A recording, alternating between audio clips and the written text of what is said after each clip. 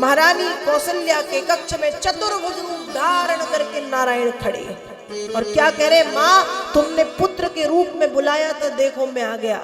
कौशल्या जी हाथ जोड़ के खड़ी हो गई और कह रही, प्रभु पुत्र तो कहीं से नहीं लग रहे, तो कैसे लग रहा हूँ? कहा बेटा तो नहीं, बाप जैसे जरूर लग। बेटा ऐसा होता है इतना बड़ा जिसको देख के माँ घबरा जाए? तो सरकार कैसा होता है माँ?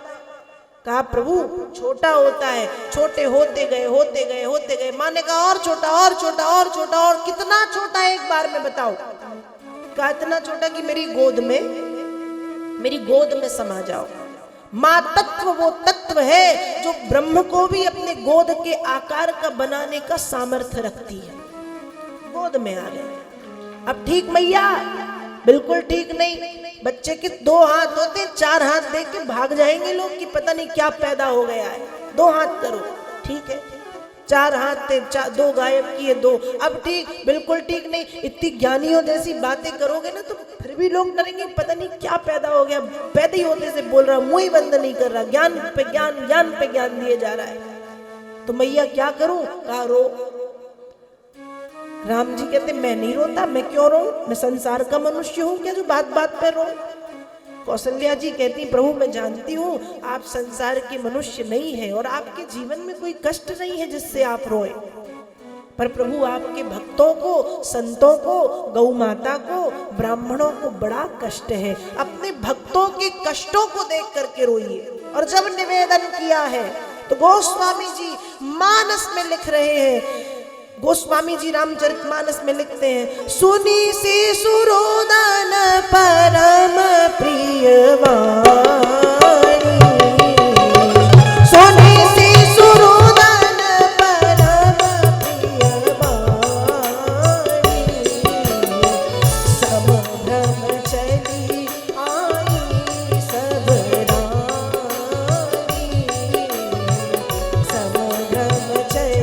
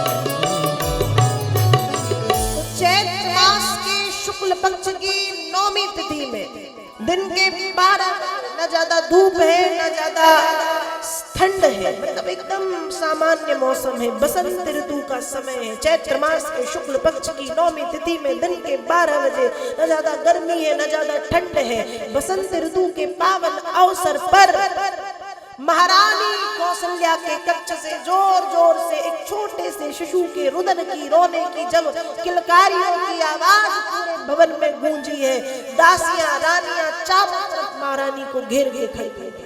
और जब देखा तो महारानी की अंक में गोद में छोटा सा श्याम सुंदर श्याम वर्ण का लाला लेटा हुआ, किलकारियां मार रहा। महाराज बधाई हो बधाई हो, महारानी ने बेटे को जन्म दे दिया।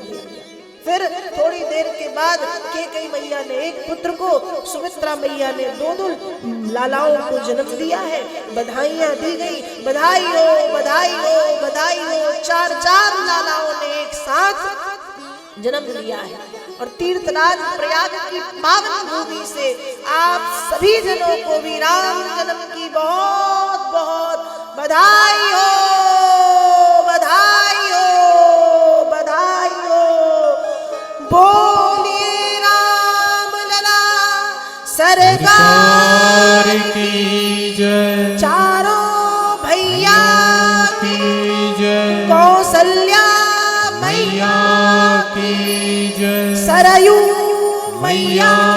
की जय, चारों भैया की जय, अयोध्या धाम की जय। इस तरह से भागवत के नवम स्कंद में राम जन्म की पावन कथा का वर्णन श्री वेद व्यास जी महाराज ने किया है।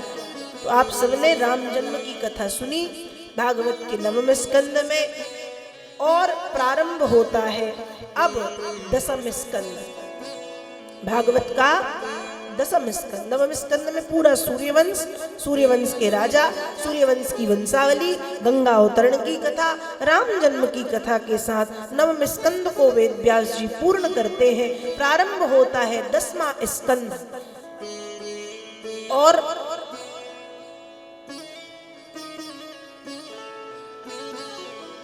दसवें स्कंद में कथा आती है। जब दसम स्कंद शुरू हुआ तो दसम स्कंद में कथा आती है कि मथुरा के राजा हैं उग्रसेन। उग्रसेन दो भाई हैं, उग्रसेन और देवक। उग्रसेन के पुत्र का नाम है कंस और देवक की पुत्री का नाम है देवकी। कंस अत्याचारी, आताताई, पापी, अधर्मी, दुष्ट है, और देवकी उतनी ही सीधी सादी सरल भोली वाली।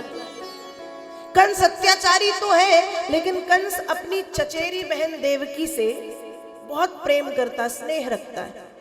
कंस का देवकी के प्रति इतना प्रेम है, इतना प्रेम है, इतना प्रेम है कि जब देवकी का विवाह वसुदेव जी के साथ हुआ तो अपने बहन के रथ का सारथी बनकर के कंस अपने बहन को छोड़ने के लिए उसके घर जा रहा है, और मार्ग में आकाशवाणी होती है, पथि प्रग्रहिणम कंसो मां भास्याः शरीरवाक् अस्यास्त्वामष्टमो गर्भ हन्तायां बहसे अबुध। अरे मूर्ख कंस, जिस देवकी को इतने उत्साह, इतने आनंद, इतने उमंग के साथ तू अपने रथ पर बिठाल करके ले जा रहा है ना, इसी देवकी के गर्भ से जन्म लेने वाला 8वां पुत्र, 8वीं संतान तुमको मारेगा।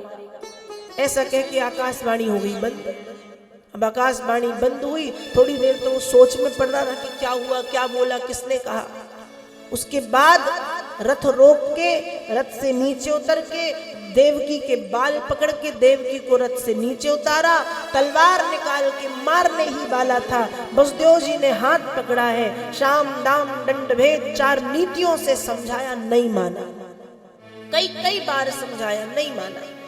अंत में वचन दिया कि भैया देवकी के गर्भ से जितनी संतान होंगी मैं तुमको लाके दूंगा, तुम जो करना चाहो कर सकते हो, पर देवकी को छोड़ दो, देवकी को छोड़ दो। कंस ने बात मानी कि वसुदेव जी वचन के पक्के हैं, छोड़ दिया। ये अपने घर आए, समय बीता है, समय के साथ एक पुत्र को इन्होंने जन्म दिया है। पुत्र का नाम तक रख गया कीर्तिमान। वसुदेव की रो रही है, पर वसुदेव जी ने हृदय पर पत्थर रख लिया है कि जब वचन दिया है तो वचन पूरा भी होगा। कंस के पास ले गए, छोटे से बालक को कंस के पैरों के सामने रखा। कंस ने कहा कि छोटा सा बच्चा मुझे कैसे मारेगा, मेरा शत्रु 8वां गर्भ है, मैं उसको मारूंगा, इसको लेके जाओ। वसुदेव जी प्रसन्नता के साथ घर आ गए। अब वसुदेव जी घर आए, लेकिन यहाँ पहुंच गए नारद जी। नारद जी ने सोचा कि ऐसे ही चलता रहा तो इसके पाप का घड़ा भर तो चुका है, थोड़ा बहुत बचा हुआ है और उसको जल्दी भरना है। जल्दी कैसे भरेगा, जब ये पाप करेगा, और पाप कैसे करेगा, जब मैं इससे कहूंगा। तो नारद जी गए और नारद जी ने कहा कंस तुम तो बड़े भोले हो। कंस कहता महाराज क्या हुआ। नारद जी ने कहा अब गलती कर ही दी है तो जाने दो। कंस कहता नहीं नहीं नहीं नहीं नहीं, बताओ बताओ क्या किया मैंने, क्यों मैं बोला। एक कमल का फूल हाथ में था नारद जी के। नारद जी कहते ये गिनना इसमें कितनी पंखुड़ी है। कंस ने गिनी 1 2 3 4 5 6 7 8। दूसरी पंखुड़ी से गिनो 8, तीसरी से गिनो 8, चौथी से गिनो 8, 5वीं से गिनो 8। नारद जी कहना क्या चाह रहे हैं? नारद जी ने कहा ये कहना चाह रहा हूं जिस प्रकार से ये कमल का फूल, इसको आगे पीछे बीच कहीं से भी गिनने पर 8 हो रहा है, वैसे ही विष्णु छलिया है, किसी भी रूप में आकर के तुमको मार सकता है। कंस समझ गया, निर्दयता के साथ देवकी वसुदेव को कारागार में बंद करके उनकी 6 संतानों का वध किया। 7वीं संतान के रूप में शेषनाग बलभद्र जी महाराज है। और जब शेषनाग बलभद्र जी महाराज आए तो देवकी के गर्भ से संकर्षण क्रिया के द्वारा माता रोहिणी के गर्भ में चले गए। रोहिणी कौन है? वसुदेव जी की दूसरी पत्नी है, जो नंद यशोदा के साथ गोकुल में छिप करके रह रही है। तो 7वां गर्भ रोहिणी के गर्भ में प्रवेश कर गए। समय बीता है और वह शुभ समय आ गया जब भगवान ने मां के गर्भ में प्रवेश किया। और जब 8वां गर्भ देवकी के गर्भ में आया, मतलब गर्भवती हुई देवकी, उस समय देवकी के चारों तरफ एक प्रकाश पुंज बन गया। अब तो कंस डराने धमकाने भी आता है तो वो देवकी को देख नहीं पाता, इतना तेज है देवकी के चारों तरफ। लौट जाता है बाहर के बाहर, कई बार कोशिश करता है कि देवकी को डराऊं धमकाऊं, लेकिन कुछ नहीं कर पाता, बार बार लौटना पड़ता है। और देखते ही देखते समय बीतता गया और वह शुभ घड़ी आ रही है जब भाद्र मास के कृष्ण पक्ष की अष्टमी तिथि में, भाद्र मास के कृष्ण पक्ष की अष्टमी तिथि में रात्रि के 12 बजे बड़ा सुंदर वातावरण है, बादल गरज रहे हैं, बिजली चमक रही है, शीतल मंद सुगंध वायु का वेग प्रवाहित हो रहा है। यमुना जी की तरंगे आकर के यमुना जी के तट को स्पर्श कर रही हैं। और देवी देवताओं को जब पता चला कि नारायण आने वाले हैं, सभी आकाश मार्ग में आके खड़े हो गए। भगवान शंकर डमरू बजाने लगे, ब्रह्मा जी वेद पाठ करने लगे, सरस्वती बीणा बजाने लगी, गंधर्व गान करने लगे, यक्ष और किन्नर नृत्य करने लगे, अप्सराएं नृत्य करने लगी, देवता फूलों की वर्षा करने लगे, ढोल नगाड़े मृदंग घंटी घड़ियाल शंख बजने लगे, क्योंकि नारायण अवतार ले आकाश मार्ग में ऐसा वातावरण बन गया। और देखते ही देखते माता देवकी ने देखा, देवकी मैया के कक्ष में वसुदेव जी के सामने 5 वर्ष के बालक के रूप में चतुर्भुज रूप धारण करके श्री हरि नारायण प्रकट हो गए। बोलिए बाल कृष्ण भगवान की जय। प्रकट हो गए। तम अद्भुतम बालकमं भुजेक्षणं चतुर्भुजं शंख गदायुधायुधं श्रीवत्सलक्ष्मंगलशोभिकौस्तुभं पीतांबरं शांद्रपयोदशौभगं। मन तो चाह रहा है इतने सुंदर हैं कि देखते रहे वसुदेव जी का, देवकी मैया का, लेकिन भीतर डर है कि वो पापी आके श्याम सुंदर को भी हमसे छीन ना ले। वसुदेव जी ने हाथ जोड़े, प्रभु छोटे हो जाओ। भगवान ने कहा ठीक है वसुदेव जी, आप अपने मित्र नंद जी के यहाँ मुझे छोड़ा ना। वसुदेव जी बोले कैसे? भगवान ने कहा सब मैं बताऊंगा, ये आप जानो कैसे। भगवान छोटे से हो गए। अब जब छोटे से हुए तो वहां पर पड़ा था एक सूप। सूप समझते ना, अनाज फटका बीना जाता है। सूप में भगवान को उठा के रख लिया और वो रख लिया सिर पे। अब जैसे ही सूप सिर पे आया, हाथों की हथकड़ियां पैरों की बेड़ियां खुल गई, कारागार के दरवाजे खुल गए, माया से सब सो गए। वसुदेव जी यमुना जी किनारे पहुंचे। अब यमुना जी में बाढ़ आई। यमुना जी कहे आज मैं हूं तो कोई है ही नहीं। यमुना जी कहे भगवान त्रेता में गंगा पार किया, सरयू को पार किया, पर यमुना रह गई। आज यमुना जब तक चरणों के जल को नहीं पाती निकलने नहीं देगी। यमुना जी में बाढ़ उफान मार रही यमुना जी। वसुदेव जी के घुटने तक आई, कमर तक आई, हृदय तक आई, डूब गए वसुदेव। भगवान ने कहा ये डूबेंगे तो लेके कौन जाएगा?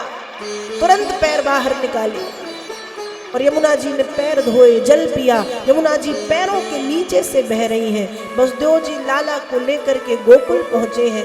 वहां भी माया का का विस्तार है, सब सो रहे हैं। मैया के कक्ष में पहुंचे यशोदा रानी ने एक छोटी सी लाली को जन्म दिया है और लाला को मैया की बाजू में लिटा के उस छोटी सी कन्या को गोद में उठाया है और वापस वसुदेव जी मथुरा आए। मथुरा आए, कन्या के आते ही माया का प्रभाव बंद हुआ, दरवाजे लग गए, जेल खाना कारागार सब लग गया, हथकड़ियां बेड़ियां बंध गई, सैनिक दास दासियां सब उठ गए। उस कन्या ने जोर जोर से रुदन करना शुरू किया है। कन्या के रुदन को सुनकर के कंस को खबर मिली है कि देवकी ने 8वें गर्भ को जन्म दे दिया है। जिस अवस्था में सब भाग करके तलवार लेकर के आया, कंस को देख के देवकी खड़ी हुई कि भैया ये कन्या इसको छोड़ो, ये कुछ नहीं करेगी तुम्हारा। कंस ने कहा कन्या है तो क्या हुआ, विष्णु छलिया है, मुझको मारने के लिए कन्या के रूप में भी आ सकता है। और कन्या को पकड़ करके पत्थर पर पटक दिया, पर वह कन्या पत्थर पर नहीं गिरी, आकाश में उड़ करके सिंह पर सवार हुई, अष्टभुजा फैलाए और कहती अरे मूर्ख कंस, तुझे मारने वाला हो चुका, तुझे मारने वाला हो चुका है। आकाश मार्ग में बाजे बजने लगे, दुंदुबियां बजने लगी, देवता पुष्प वृष्टि करने लगे, शंख नगाड़े घड़ियाल घंटी बजने लगे। और यहाँ पर नंद यशोदा को भी खबर दी गई कि नंद बाबा को खबर दी गई कि यशोदा मैया ने एक बड़े सुंदर नीलमणि लाला को जन्म दे दिया है। तो आप सभी को भगवान के जन्म की बहुत बहुत बधाई हो, बधाई हो, बधाई हो। बोलिए बाल कृष्ण भगवान की जय, श्री वृंदावन बिहारी लाल की जय। नंदगांव में नंदोत्सव मनाया जाने लगा। आइए हम सब भी नंदोत्सव में प्रवेश करें और ऐसे बैठे बैठे काम नहीं चलने वाला। प्रयागराज की पावन भूमि है, खूब बधाइयाँ दो, बधाइयाँ लो और थोड़ा थोड़ा नृत्य भी करो। भगवान का जन्म हुआ है, भाव से क्या कहना है सभी को। हे नंद के आनंद भयो जय कन्हैया लाल की, नंद के आनंद भयो जय कन्हैया लाल की, नंद के आनंद भयो जय कन्हैया लाल की, नंद के आनंद भयो जय कन्हैया लाल की, आनंद उमंग भयो जय कन्हैया लाल की, आनंद उमंग भयो जय